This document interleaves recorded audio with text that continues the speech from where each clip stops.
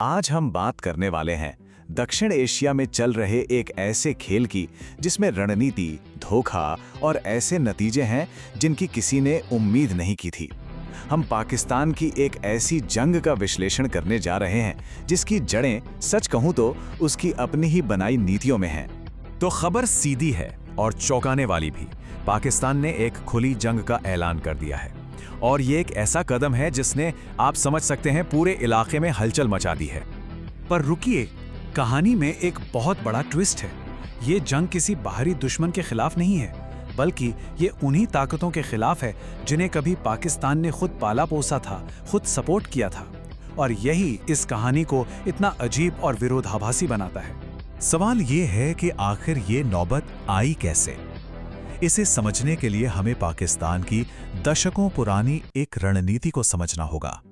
एक ऐसी रणनीति जिसे दुनिया भर में डबल गेम के नाम से जाना जाता है। तो ये डबल गेम आखिर है क्या भला? चलिए इसको जरा आसान भाषा में समझते हैं। ये एक तरह की दोहरी चाल है। मतलब दुनिया के सामने तो आप एक जिम्मेदार देश हैं जो शांति की और गठबंधनों की बात करता है, लेकिन पर्दे के पीछे आप अपने रणनीतिक फायदे के लिए कुछ चरमपंथी गुटों को चुपचाप सपोर्ट करते हैं। अब इस स्लाइड पे जरा गौर कीजिए।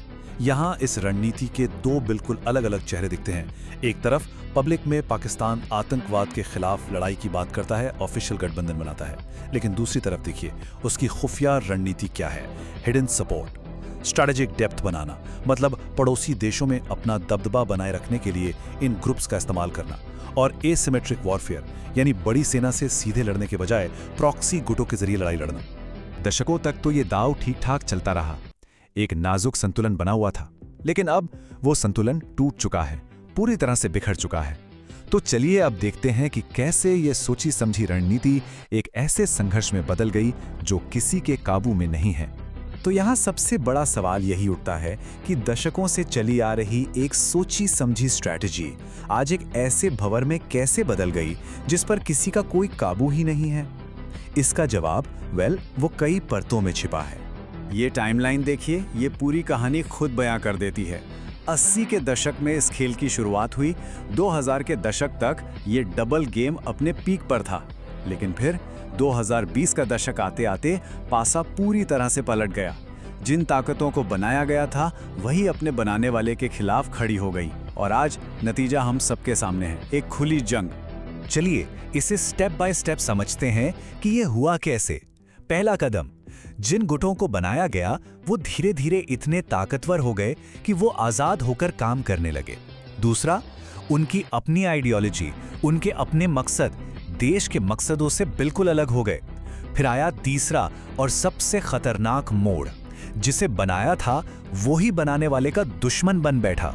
और चौथा और आखिरी स्टेप, स्टेट का कंट्रोल पूरी तरह से खत्म हो गया और नतीजा जंग। हर बड़ी रणनीतिक गलती का एक नतीजा होता है, और इस मामले में वो नतीजा बेहद विनाशकारी है। और इसकी सबसे भारी कीमत कौन चुका रहा है? आम लोग। जैसा कि हमारे सोर्स मटेरियल में भी साफ साफ कहा गया है, ये कहानी आम नागरिकों के लिए विनाशकारी परिणामों को उजागर करती है। ये सिर्फ कोई जियोपॉलिटिकल गेम नहीं है, ये एक मानवीय त्रासदी बनती जा रही है।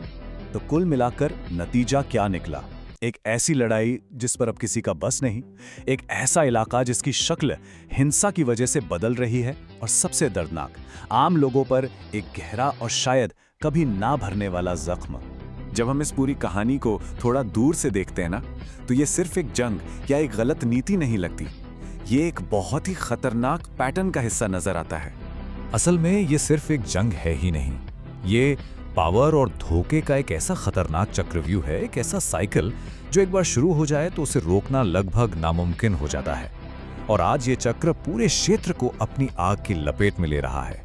और यहीं पर आकर हम एक बहुत ही मुश्किल सवाल के सामने खड़े हो जाते हैं कि कोई भी देश अपने ही हाथों से बनाए इस खतरनाक चाल से आखिर बाहर निकले तो निकले कैसे? इस सवाल का जवाब ही शायद इस पूरे क्षेत्र के भविष्य को तय